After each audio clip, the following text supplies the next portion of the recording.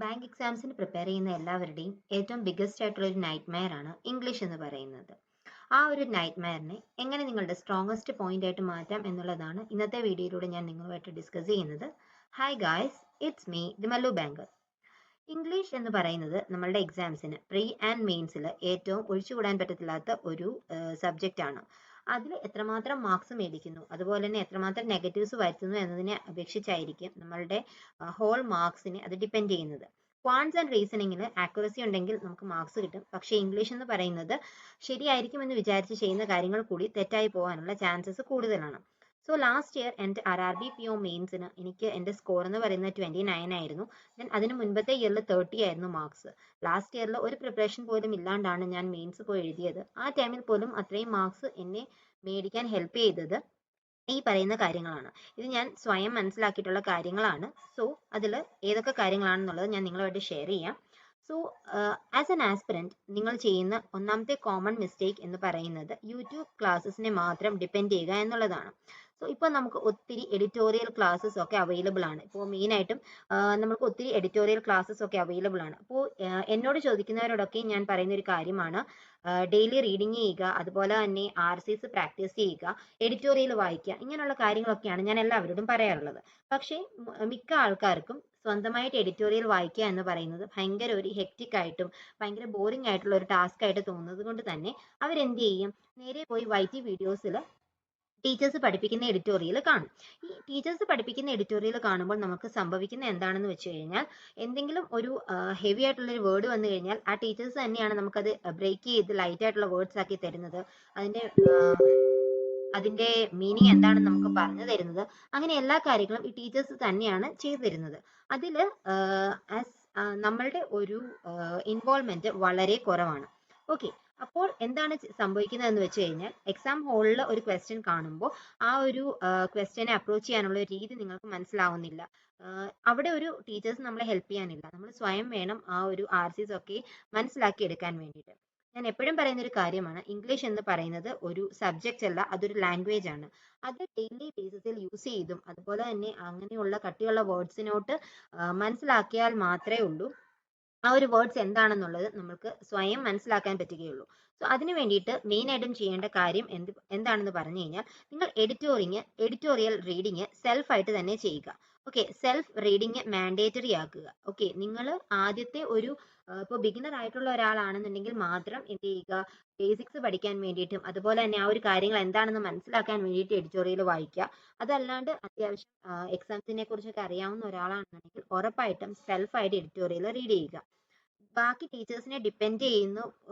നിങ്ങൾ ബാക്കി ഈ എഡിറ്റോറിയൽസിന് വേണ്ടി ഡിപ്പെൻഡ് ചെയ്യുമ്പോൾ ഓട്ടോമാറ്റിക് ആയിട്ട് ഫുള്ളി നിങ്ങൾ വീഡിയോ ക്ലാസ്സസിൽ ഡിപ്പെൻഡൻ്റ് ആയി പോകുന്നതായിരിക്കും. അതുകൊണ്ട് എഡിറ്റോറിയൽ സെൽഫായിട്ട് വായിക്കുക.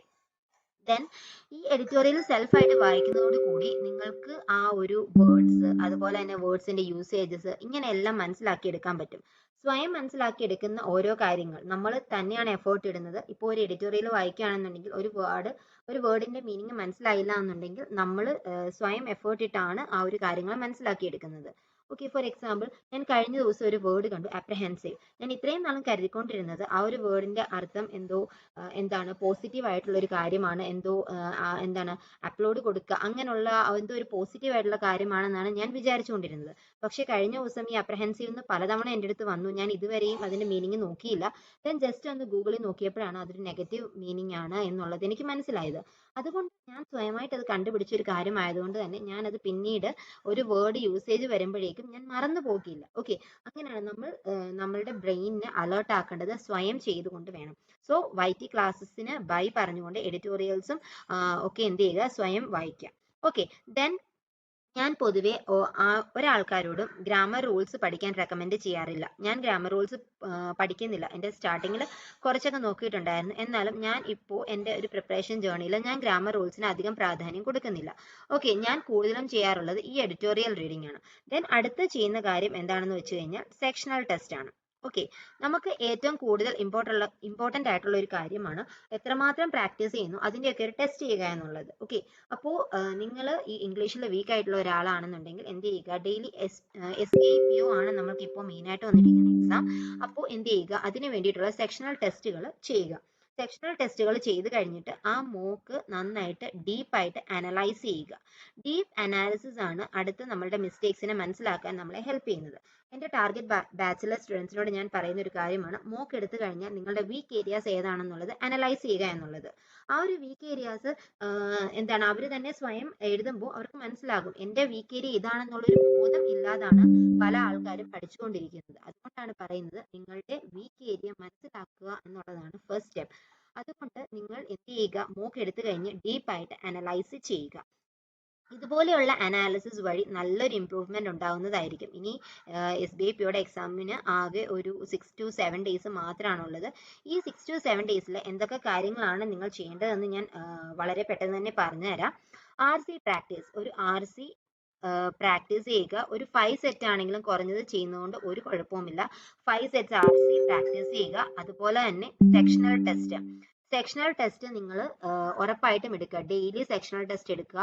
ഇപ്പോൾ അത്രമേൽ വീക്ക് ആയിട്ടുള്ള ഒരാളാണെന്നെങ്കിൽ ഡെയിലി ഒരു 2 സെക്ഷണൽ ടെസ്റ്റ് എടുത്താലും ഒരു കുഴപ്പവുമില്ല. പക്ഷെ അതെന്ത് ചെയ്യുക, നല്ല പ്രോപ്പറായിട്ട് അനലൈസ് ചെയ്യുക. നല്ല പ്രോപ്പർ അനാലിസിസ് ആണ് വേണ്ടത്. അതുപോലെ തന്നെ എഡിറ്റോറിയൽ എന്ത് ചെയ്യുക, സെൽഫായിട്ട് റീഡ് ചെയ്യുക. എഡിറ്റോറിയൽ സെൽഫ് റീഡിങ് മസ്റ്റ് ആണ്. നിങ്ങൾ ഒരു ടീച്ചേഴ്സിനെ റിലൈ ചെയ്യേണ്ട ആവശ്യമില്ല. ഈ സെൽഫ് റീഡിങ് കൊണ്ട് തന്നെ നിങ്ങൾക്ക് നല്ല ഒരു വ്യത്യാസം മനസ്സിലാക്കാൻ പറ്റുന്നതായിരിക്കും. ഇത് 3 കാര്യങ്ങൾ ഞാൻ സ്വയം ചെയ്ത് എനിക്ക് നല്ല ഇമ്പ്രൂവ്മെന്റ് ഉണ്ടായിട്ടുള്ള കാര്യമാണ്. അത്യാവശ്യം ഒരു ഇംഗ്ലീഷ് നല്ലൊരു എഡ്ജ് തന്നെ എനിക്ക് എല്ലാ എക്സാംസിനും കിട്ടാറുണ്ട്. അതിനൊക്കെയുള്ള മെയിൻ കാര്യങ്ങൾ ഇതൊക്കെയാണ്. ഓക്കെ, അപ്പോൾ RC പ്രാക്ടീസ് ചെയ്യുക, സെക്ഷണൽസ് എടുക്കുക, എഡിറ്റോറിയൽസ് എടുക്കുക, പ്ലസ് അതുപോലെയുള്ള നിങ്ങൾക്ക് പാരാജമ്പിൾസ് അങ്ങനെയുള്ള കാര്യങ്ങളൊക്കെ വീക്ക് ആയിട്ടുള്ളവരുണ്ടായിരിക്കും. അപ്പോൾ ആ ഒരു സ്പെസിഫിക് പാരാജമ്പിൾസ് വീക്ക് ആണെന്നുണ്ടെങ്കിൽ അതിന് വേണ്ടിയിട്ട് സ്പെസിഫിക് ആയിട്ടുള്ള YT വീഡിയോസ് കാണുക. YT വീഡിയോസ് മൊത്തവേ കാണരുത് എന്നല്ല ഞാൻ പറഞ്ഞത്. ഈ എഡിറ്റോറിയലിന് വേണ്ടിയിട്ട് നിങ്ങൾ കാണാതിരിക്കുക, സ്വയം മനസ്സിലാക്കുക. ഇപ്പോൾ ഒരു ക്വസ്റ്റ്യൻ വന്നു, ഒരു വേർഡ് വന്നു, വൈസ് എന്നുള്ള ഒരു വേർഡിന് എന്താണ് മീനിങ് എന്ന് ഒറ്റ വാക്കിൽ ചോദിച്ചാൽ നിങ്ങൾക്കറിയില്ല. എന്ത് ചെയ്യുക, നേരെ പോയി ഗൂഗിളിൽ സെർച്ച് ചെയ്യുക. നമ്മൾ സ്വയം എഫേർട്ട് ഇട്ട് ചെയ്യുന്ന കാര്യത്തിന് റിസൾട്ട് കൂടുതലായിരിക്കും. സോ പാസീവ് ആയിട്ടിരുന്ന് YT വീഡിയോസ് കാണാതെ ആക്റ്റീവ് ആയിട്ടിരുന്ന് സ്വയം എഡിറ്റോറിയൽ വായിച്ച് നോക്കുന്നത് കൊണ്ട് തന്നെ നിങ്ങൾക്ക് നല്ലൊരു മാറ്റം ഉണ്ടാവുന്നതായിരിക്കും. ദെൻ ഞാൻ പറഞ്ഞ അടുത്ത കാര്യമാണ് ഈ ഒരു സെക്ഷണൽ ടെസ്റ്റ്. സോ ഈ ഒരു സെക്ഷണൽ ടെസ്റ്റ് ചെയ്യാൻ വേണ്ടിയിട്ട് ഏറ്റവും നല്ല പ്ലാറ്റ്ഫോം ആണ് ഗൈഡ്ലി എന്ന് പറയുന്നത്. ഗൈഡ്ലിയിൽ ഇപ്പോൾ നല്ലൊരു ഓഫർ നടന്നുകൊണ്ടിരിക്കുകയാണ്. ഓൾമോസ്റ്റ് എല്ലാവരും അറിഞ്ഞിട്ടുള്ളതാണ്. 12 months വാലിഡിറ്റിയോട് കൂടി 199 റുപ്പീസിനാണ് നമ്മൾക്ക് ഈ ഒരു മോക്ക് ടെസ്റ്റുകൾ കിട്ടുന്നത്. ഗൈഡ്ലി മോക്സ് ആണ് ഞാൻ എപ്പോഴും പ്രിഫർ ചെയ്യുന്ന മോക്സ്. സോ ഇപ്പോൾ അവർ പുതിയ ഫീച്ചർ അപ്ലോഡ് ചെയ്തിട്ടുണ്ട്, അതായത് നോർമലൈസേഷൻ.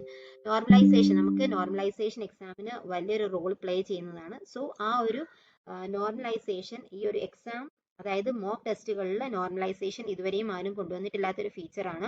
ആ ഒരു നോർമലൈസേഷൻ ഡാഷ്ബോർഡും നമുക്ക് ഇനിയുള്ള എക്സാംസ് മോക്കുകൾ ചെയ്യുമ്പോൾ കിട്ടുന്നതായിരിക്കും. അതുപോലെ തന്നെ ഈ ഒരു AI ഡ്രിവൺ ആയിട്ടുള്ള ആ ഒരു എന്താണ് നമ്മുടെ അനാലിസിസ് വളരെയധികം ഹെൽപ്ഫുൾ ആണ്. എവിടാണ് ആ ഒരു എക്സാമിൽ നമ്മളുടെ സ്കോർ എന്നും എങ്ങനെയൊക്കെയാണ് ഇമ്പ്രൂവ് ചെയ്യേണ്ടതെന്നും ഏതൊക്കെയാണ് വീക്ക് ഏരിയാസ് എന്നുള്ളതും ഒക്കെ ഗൈഡിൽ നമ്മൾക്ക് നല്ല ക്രിസ്റ്റൽ ക്ലിയർ ആയിട്ട് പറഞ്ഞു തരുന്നുണ്ട്.